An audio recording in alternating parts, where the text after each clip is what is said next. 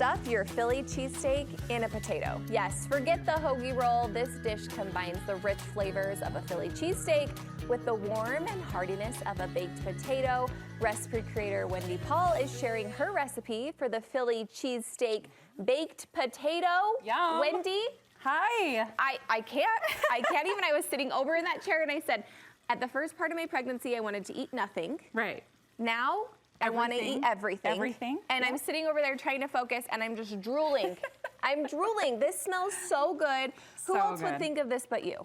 Well, potatoes are the perfect little vessel for so many things. And I've said that before on the show and done things in potatoes. Yeah. So I was like, you know, I'm really into potatoes right now. It's like a comfort food, especially with the cold weather. Really into potatoes right now. I mean, I haven't ever met a potato I didn't like. Right? Yeah. So let's stuff Philly cheesesteak into a delicious baked potato, but baked potato from the air fryer.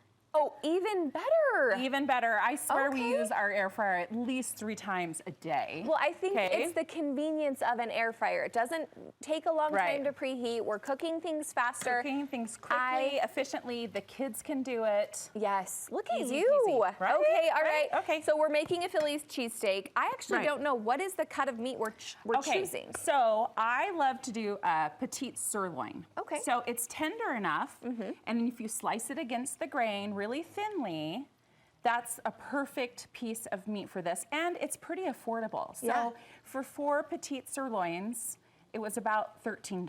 Oh, okay, that is really affordable. So it is pretty affordable, so that's what I chose to do. And here's the meat. All right, so it's the pretty. grain, do you is see that the weird way that I think it's pretty? No, it is really pretty. Not a lot of fat. Do you see how the grain's kind of going towards me, back and forth this way? So you would cut opposite of that. So and that's going to get the grain, the tenderness. And that's going to get the tenderness, right? Okay. And you don't need to cook it for very long. I like to just quickly do a stir fry, but leave a little bit of pink on it. So it's nice and tender, has lots of flavor, it's not dry. Okay. Okay. Well, yep. So sirloin is a great choice. Okay. So you saw me oiling up this potato, okay? I'm ready. So this is what you're gonna do for your air fryer. Okay. Is you're gonna wash and dry your potatoes. Yeah. Put some good olive oil. I love Napa Valley, of course, right? Yes. That's my go-to. Salt it, and then you're gonna just prick the top, just like you would in the oven or microwave, okay? Throw it in your air fryer about 35-40 minutes, and I did a batch of 3 because I've got a smaller air fryer. So you could do up to 5 or 6 if you'd like. And 40 minutes later, while you're cooking your steak and making your cheese sauce and your onions and peppers, everything comes together at the very end. Woo!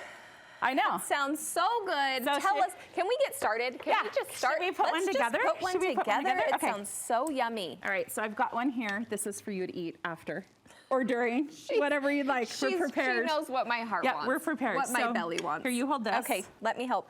Okay, so peppers, just slicing really thin. I've got some onions going here in a little bit of butter, all right?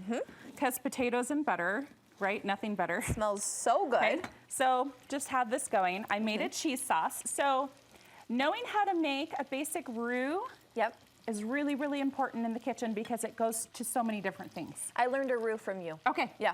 Yep, I did. I did. Great. Okay, so I made a basic roux, some butter and some flour.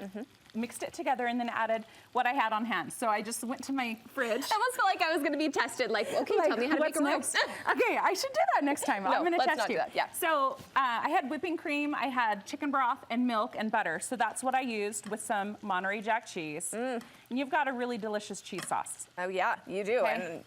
And I can't wait.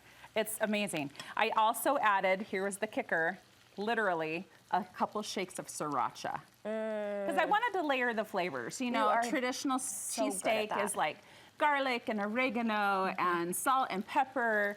And, you know, I was like, I need a little something, something. So a little sriracha into the cheese sauce layers your flavors. Okay. All right, so here we go. We've got our buttered, yummy potato, right? Oof. We just opened it up. So I cut lengthwise and then widthwise and then pushed it open with my hands. Okay.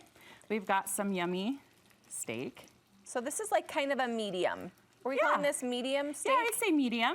Okay. Because it cooks a little after you pull it off the skillet. Yeah. Okay? Yep.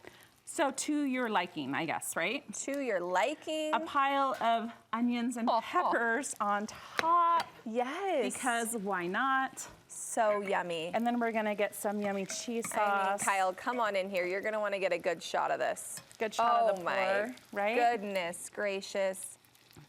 Yep, that's happening. Right on top. Okay, and then garnish. You could garnish with a little bit of like green onions, parsley, whatever you want. Okay, all right.